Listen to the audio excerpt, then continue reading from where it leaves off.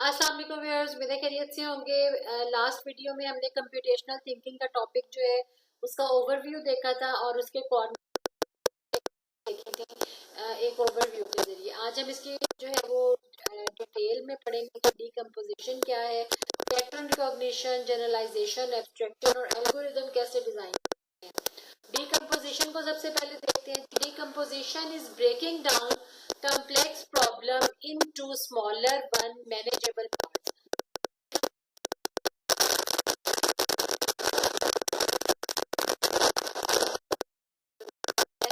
जिसको हम इजी से मैनेज कर सके।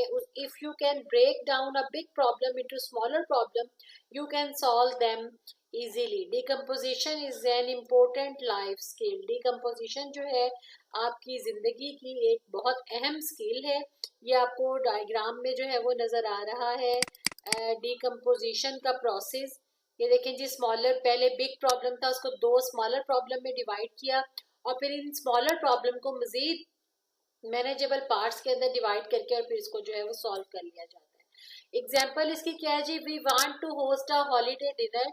Decomposition of the task will be कि अगर आपने हॉलीडे किसी छुट्टी के दिन कोई डिनर आपने होस्ट करना है, यानी आपने जो है उसके उसके होस्ट है और आपने अरेंज करना है, तो आप उसको डिकम्पोज कैसे करेंगे। सबसे पहले आप मेन्यू को सिलेक्ट करेंगे, फिर उसके बाद आप किचन में जो है वो दूसरे लोगों को अगर आपने सपोर्ट के लिए रखना है, यानी कोई आपको जो है बर्तन निकाल दे, कोई आपको सब्जियां काट दे, कोई गोश्त जो है वो वॉश आउट कर दे, इस तरह से डिफरेंट लोगों की अगर आपको सपोर्ट चाहिए तो आपने उसकी लिस्ट बना लेनी है। उसके अलावा इंग्रेडिएंट की लिस्ट बना लेनी है। Number 3, task the people with what to bring. और हर जो भी आप सपोर्ट किचन के लिए लेंगे सेकंड स्टेप के ऊपर, उनको अपने टास्क असाइन कर देने कि किसने जो है वो कौन सा काम करना है और क्या चीज जो है वो लेके आनी है। नेक्स्ट स्टेप में क्या करेंगे, determine the process by which to cook the different elements. उसके बाद हम प्रोसेस को डिटरमिन करेंगे जिसके जरिए से जो है हमने डिफरेंट चीजों को, एलिमेंट्स को लेके और कुकिंग परफॉर्म करनी है। और उसके बाद set the time for the event, और उसके बाद हमने लास्ट स्टेप पे इवेंट का टाइम जो है वो सेट कर लेना है। That is the decomposition. यानी इसकी इससे भी बेहतरीन एग्जाम्पल मैं अगर आपको दूं तो वो क्या है जी, वो जी मैथ के अंदर ये जो ब्रैकेट्स यूज होती हैं, पैरेंथेसिस, स्क्वायर ब्रैकेट और कर्ली ब्रैकेट्स, ये किस तरीके से अगर एक ही क्वेश्चन में आ जाए तो सबसे पहले हम जो है वो पैरेंथेसिस यानी सबसे छोटी ब्रैकेट को सॉल्व करते हैं। उसके बाद जो आंसर आता है उसको हम कर्ली ब्रैकेट्स वाले को सॉल्व करते हैं और फिर एट द एंड ऑफ जो है वो हम स्क्वायर ब्रैकेट वाले पोर्शन को जो है वो सॉल्व करते हैं। इस तरह से यानी ये बड़ा क्वेश्चन जो है मैथ का, उसको डिवाइड कर दिया जाता है मैनेजेबल पार्ट्स के अंदर, छोटी छोटी ब्रैकेट्स के अंदर, स्मॉल ब्रैकेट्स, कर्ली ब्रैकेट्स और स्क्वायर ब्रैकेट्स के अंदर। तो इस तरह से हम जो है वो स्टेप बाय स्टेप प्रॉब्लम को सॉल्व करते हैं और हम अपना जो है फाइनल आंसर उसमें पुट कर लेते हैं। ये मैं हमेशा अपने स्टूडेंट्स को देती हूँ ब्रैकेट वाले एग्जाम्पल, जो कि बेस्ट एग्जाम्पल है फॉर डीकम्पोजिशन। नेक्स्ट क्या है जी, pattern recognition. Pattern recognition is looking for the patterns in the problem. Pattern क्या है, एक खास तरह से किसी भी चीज को करना, दैट इज कॉल्ड पैटर्न, और इसको रिकॉग्नाइज करना पैटर्न रिकॉग्निशन। और and determine if there could be any of the problem or the solution we have faced in the past can be applied here. यानी इसी तरह का सेम प्रॉब्लम अगर हमने पास्ट में जो है वो कोई एक्सपीरियंस किया है या किसी को देखा है उस प्रॉब्लम में और फिर वो कैसे सॉल्व हुआ, तो हम वही सॉल्यूशन जो है यहाँ पे भी अप्लाई कर सकते हैं। इसको हम पैटर्न रिकॉग्निशन कहते हैं। यानी पास्ट में अगर कोई ऐसा एक्सपीरियंस हुआ है या किसी और के साथ हुआ और हमने देखा, इट में also involve recognising the shape, sounds और द इमेजेस। और इसके अंदर आप शेप, साउंड और इमेजेस को भी रिकॉग्नाइज करने जो है वो भी इन्वॉल्व है। इसके एग्जांपल देख लेते हैं जी। Pattern recognition is used to identify the similarities between the decompose problem. यानी सबसे पहले मरले पे जो हमने प्रॉब्लम को डीकम्पोज किया, उसमें उसके बाद हमने पैटर्न को रिकॉग्नाइज किया फॉर द सिमिलर वन, जो कि हमने पास्ट में देखा। If we are developing a game we can recognise the similar object, pattern and action. कि अगर हम कोई गेम डिजाइन कर रहे हैं, इसके एग्जांपल ये भी हो सकती है कि कोई गेम डिजाइन करते हुए हम देखेंगे क्या हमने इसी तरह के सिमिलर ऑब्जेक्ट्स और पैटर्न के एक्शन हमने कोई देखे हैं पहले। Finding these allows to apply the same, और अगर हम ऐसा कोई फाइंड कर लेते हैं तो फिर उसके ऊपर जाहिर सी बात है एक्शन भी सेम अप्लाई होगा या थोड़ा बहुत स्लाइटली मॉडिफाइड होगा, थोड़ा बहुत उसमें चेंज होगा।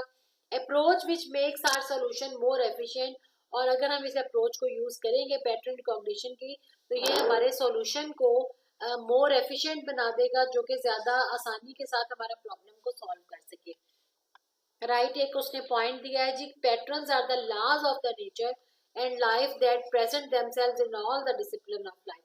यानी पैटर्न्स आप लॉज ऑफ नेचर को भी कह सकते हैं, जैसे आप न्यूटन के लॉ पढ़ते हैं, या सबसे सिंपलेस्ट एग्जांपल मैं मैथ के हिसाब से आपको दूं तो पाई की वैल्यू है वो थ्रू आउट द लाइफ और ऑल डिसिप्लिन के अंदर पाई की वैल्यू जो है वो 22/7 या 3.14 जो है वो अंडरस्टूड होती है। जिस क्वेश्चन में भी आप जिस क्लास में भी सॉल्व करेंगे इसकी यही जो है वो इसकी एग्जांपल होगी। और उसके बाद देखते हैं generalisation and abstraction. Abstraction helps us learn to identify the details that are relevant to solving the problem and ignoring the details that are not relevant to the problem we are solving, while generalization allows us to create the generic idea what the problem is and how to solve it। यानी generalisation and abstraction जो है वो क्या है कि abstraction में हम जो इररेलेवेंट चीजें हैं जिसका कोई ताल्लुक नहीं है हमारे प्रॉब्लम को सॉल्व करने से, वो भी एक्चुअली एग्जिस्ट कर रही होती हैं, तो उनको हम जो है वो फिल्टर आउट कर लेते हैं, एक साइड पे अलग निकाल लेते हैं, और जो हमारे काम की चीजें हैं, जो रेलिवेंट चीजें हैं, जो कि हमारे प्रॉब्लम को सॉल्व करने के लिए उसकी हमें जरूरत है, वो हम एक अलहदा जो है वो उसको निकाल लेते हैं। इसकी बेहतरीन एग्जांपल क्या हो सकती है कि अगर आप बाजार जा रहे हैं कोई शॉपिंग करने, तो आप क्या है जी उसमें आपके पास लिस्ट होती है उसमें से, और अगर आपके पास बजट कम है, पूरी लिस्ट लेने का बजट नहीं है, तो आप जरूरी चीजें जो हैं जो आपको पहले चाहिए, जरूरत है और आप उसको जरूरत को पूरा हर सूरत करना है, तो आप वो चीजें खरीद लेते हैं, जो उसमें से जो एक्स्ट्रा चीजें हैं उसको आप फिल्टर आउट कर देते हैं for the next time purchasing. Right, once we have recognized the pattern we need to put in the simplest terms so that it can be used whenever we need to use it। जब हम recognise कर लेते हैं patterns को तो फिर हम क्या करते हैं कि उसको हम सिंपलेस्ट टर्म को जो है वो उसको पुट आउट कर देते हैं, ताकि हम उसको जब भी हमें उसकी जरूरत हो तो हम उसको यूज कर सकें। राइट, जिस तरह से ये व्हीकल की एग्जांपल है, व्हील्ड व्हीकल, राइट, ये व्हीकल उसको जनरली कहा गया, ये जनरलाइजेशन की एग्जांपल आपको यहाँ पे दी गई है। पहले मैंने आपको एब्स्ट्रैक्शन की एग्जांपल दी, अब जनरलाइजेशन की एग्जांपल में क्या है जी, व्हीकल है, क्योंकि ये भी व्हीकल है ये भी व्हीकल है, फिर इसको फर्दर डिवाइड कर दिया गया ये व्हील्ड व्हीकल के अंदर, यानी जिसके पहिए होते हैं, और फिर इसको फर्दर जो है वो गाड़ियों की भी दो डिफरेंट टाइप्स जो है वो यहाँ दिखाई गई। तो अगर आपको ये दिखाएंगे और इसकी जनरलाइजेशन क्या होगी जी, व्हीकल होगी, ये इसको जनरलाइज करके व्हीकल बना दिया गया। राइट, और उसके बाद एल्गोरिथम डिजाइन है इसका step, N algorithm is a set of instruction for solving a problem और अकॉम्प्लिशिंग अ task.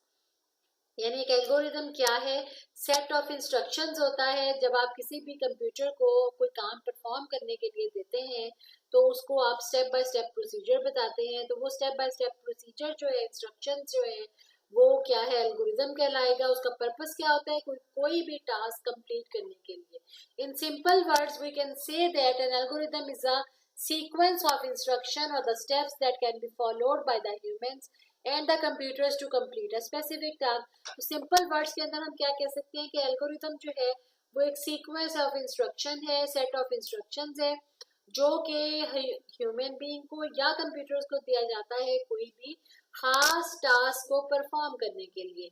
It is a systematic procedure that produces the answer to a question or the solution of the problem in a finite number of steps.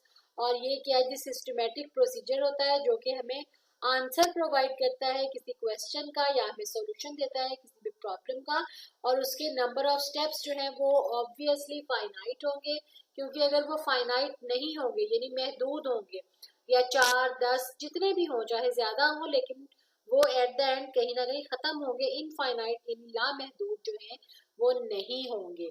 Characteristics क्या है, एक algorithm की clear and unambiguous होना चाहिए, यानी उसके अंदर जितने भी स्टेप्स हैं उसकी क्लियर अंडरस्टैंडिंग होनी चाहिए, कोई उसके अंदर अबहाम नहीं होना चाहिए।